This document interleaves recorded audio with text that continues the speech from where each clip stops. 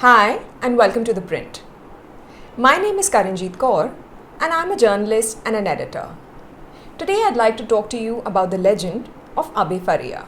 In the heart of Panjim is an arresting bronze statue that seems completely out of temporal and geographic context. A caped figure, arms outstretched, looms over a reclining woman. Is he casting a spell on her? Was she caught mid-fall?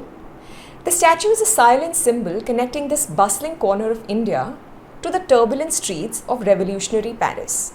The caped figure is Abbé Faria, an 18th century Luso-Goan Catholic priest who is considered the father of hypnotism and shows up in the most remarkable historical and fictional contexts.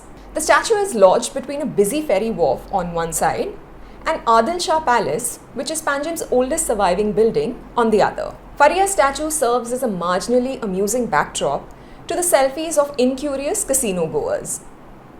He remains largely forgotten, not just in India, but also within the state. And a small group of dedicated Goan citizens are just not having it. They are activists, writers, and artists. They are teachers, journalists, lawyers, and psychiatrists. They are politicians. And they are all united in the passionate quest to get Goa's son his due and keep his legacy alive. In Faria, these modern Goans have found a polymath hero who made his mark on the world stage, yet remains largely unrecognized in the annals of Indian history. José Custode de Faria was born in 1756 in the village of Kandoli and led a life that reads a lot like a fantastical novel. The son of a former seminarian turned revolutionary, Faria's young adulthood was marked by intense political intrigue, including his family's involvement in the Pinto Revolt of 1787, which was a failed uprising against Portuguese colonial rule. His extraordinary journey to Europe, however, began a few years prior.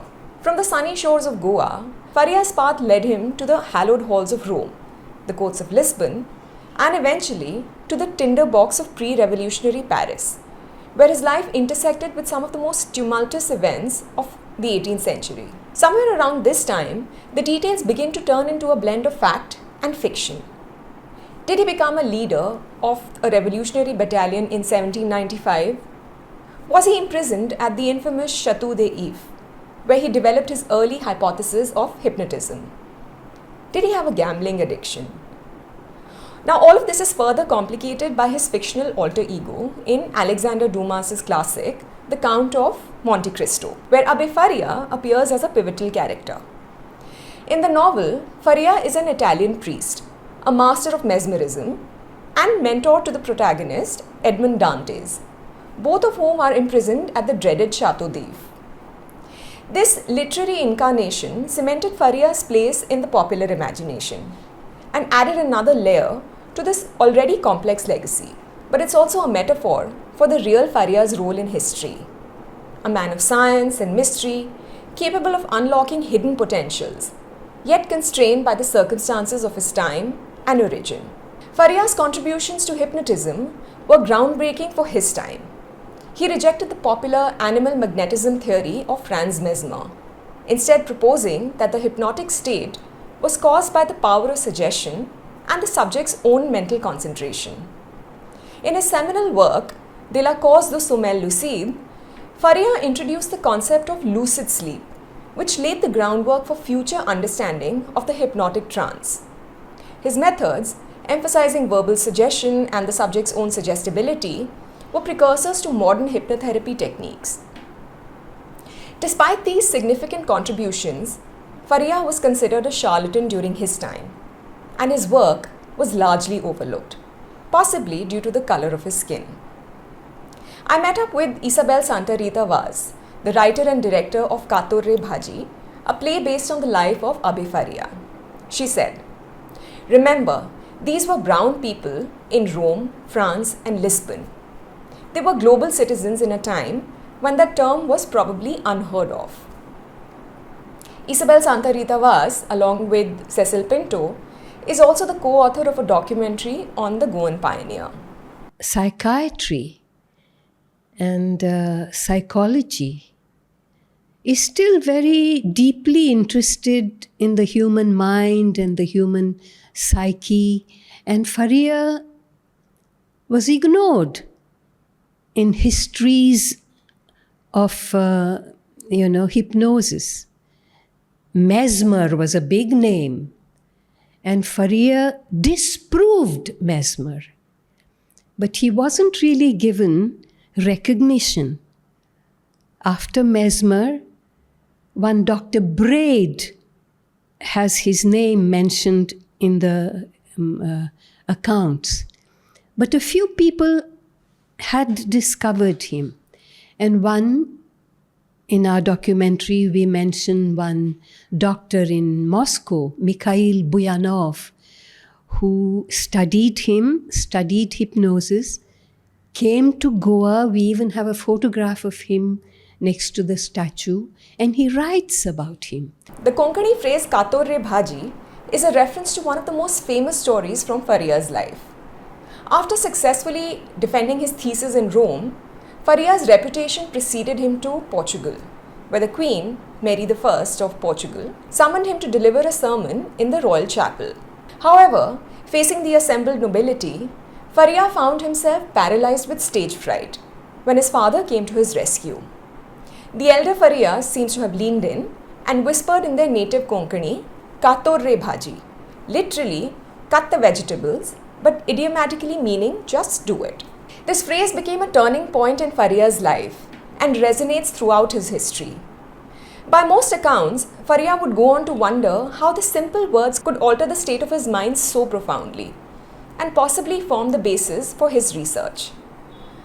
Vas said that she grew up listening to stories about this legend, but does not believe the phrase originated with Faria Sr. Men don't really talk about bhaji, she said. It is the women who cut the bhaji in the kitchen, and so it seemed to me that one of the members of the Faria family, who has been totally forgotten, maybe she's the one who said it. Vas is referring to Katarina, an adopted child of Faria's mother, who grew up alongside him. Vas believes Katarina is too interesting a personality to be allowed to fade into nothingness, even though there isn't a lot of biographical material to support it. But where facts disappoint, the imagination steps up. A fair bit of imagination has gone into Konkani author Uday Bhemre's fictionalized novel, also titled Kator re bhaji, and launched late last year. Bhemre told me that even though he had read many biographies, he wasn't inspired to write about Abbé Faria until he found himself teaching a class of MA students, none of whom had heard of the man. It was a very pathetic situation. Abbé Faria was a son of Goa, he told me. Goans by and large have no sense of history. We don't write history, unlike the Portuguese who had a record of everything, he said. Bhemre didn't see the point in writing another biography after having read 8 himself, including definitive ones by Daniel Gelasio Delgado, a Goan doctor, and Portuguese Nobel laureate Antonio Egas Moniz. But all of these biographies have significant gaps, so Bhemre used his imagination to fill in the blanks. No biographer explains how he went about finding the science behind hypnotism, or who he experimented on, or how he made any money. So I fictionalized the parts using logic and my imagination, Bhemre told me. He hopes that Faria will continue to be remembered, maybe through a museum dedicated to his work. These fervent efforts to preserve Abbé Faria's legacy go far beyond mere historical commemoration. They embody a tiny but spirited struggle for recognition of a unique syncretic culture in contemporary India. For this impassioned group of Goans, who assemble at the statue and chant Kator re bhaji and fight to have Abbé Faria represented in official symbols, this overlooked luminary epitomizes an amalgamation of Indian roots and European influences. Faria is a testament to Goa's historical role as a crucible of cultures, a place where the East and West merged to create something entirely new. He's a transgressive figure who navigated the complexities of European society, an emblem for a state where migration and multifaceted heritage has always been a way of life. The theatrical productions, literary works, and documentaries about Faria are cultural touchstones, anchoring Goan identity in a sea of diverse Indian experiences. These efforts to resurrect Faria's memory represent an attempt to define Goa itself, its history, identity, and place in the world.